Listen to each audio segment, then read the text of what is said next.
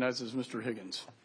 Thank you, Mr. Chairman. Just firstly on the ISA or ISIL numbers, about 5 weeks ago in published reports, it was estimated to be between 7,000 and 11,000 ISA fighters. The most recent CIA report puts that estimate at 31,000. And I'm just wondering if that distinction is a result of bad numbers analysis or rapid recruitment success on the part of ISA. Yes, Congressman. So the current assessment is that their strength is anywhere between 20,000 and approximately 31,000 or 31,500. So that obviously demonstrates that what we're talking about is an approximation with a large range. So we have limited intelligence on this question, and that's by virtue of the fact that our ability to collect on this question is limited in Syria and in Iraq. But the increase in that number does also reflect some of the recent gains that the group has made through its battlefield successes and its recruitment efforts, particularly in Iraq. So it's both. The change reflects our limited intelligence collection, but also the gains the group's made more recently. Since the commencement of airstrikes, have those numbers dropped? Have the increases been reduced? Because I think part of the military strategy there is to stop the ISIS momentum, because that, more than anything else, is probably the most potent recruitment advantage that ISIS has.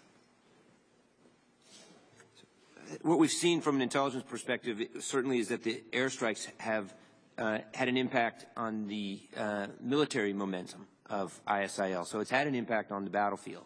I think it's too soon to tell how those strikes will affect the overall numbers of ISIL fighters or their ability to attract people to join the ranks. So the estimate of future recruitment in terms of ISA members is open-ended and unknown.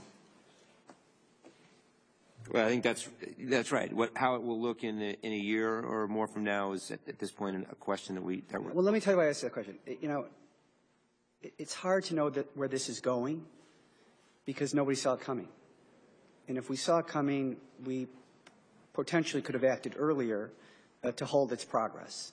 And we know that 15,000 foreign fighters traveling to Syria, 2,000 of which are from Europe and the United States. Begins to bring this closer to home. ISA is younger than Al-Qaeda. It's more aggressive. It's more brutal. It's better at raising money. It's more technologically sophisticated. And this poses a major problem. In my district alone, last year there was a terror plot to blow up a passenger train that was thwarted.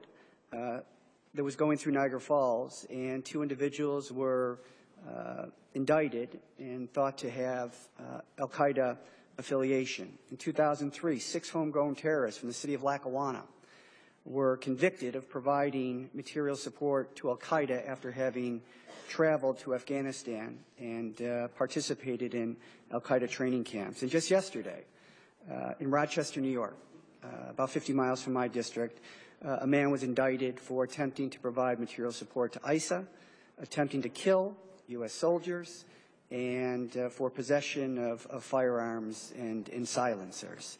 So, I think people shouldn't be alarmed, but I think that the growth of ISA, our inability to come, we have a strategy that is not foolproof. It depends on people who we have not demonstrated any confidence in before, the Free Syrian Army, and all the thousands of militias that make that up. This is a major concern, and I saw it in the Secretary's statement. There were 5 things that the Department of Homeland Security is doing, including aviation safety and a number of other things, and that's fine. But I just think that the threat of ISA to the American homeland is it's more existential than we're willing to acknowledge. And the idea, again, is not to alarm anybody, but to prepare for what is a very, very serious situation that is metastasizing in that part of the world. And they're not going to stop in eastern Syria or northwestern Iraq. They have a goal, and it's very specifically defined. The borders in that part of the world, these people have no appreciation for historically because they had nothing to do with it. And they're looking to upend the entire Middle Eastern region and wanting to claim it for themselves. I yield back. Gentleman's time's expired. Mr. Duncan is recognized.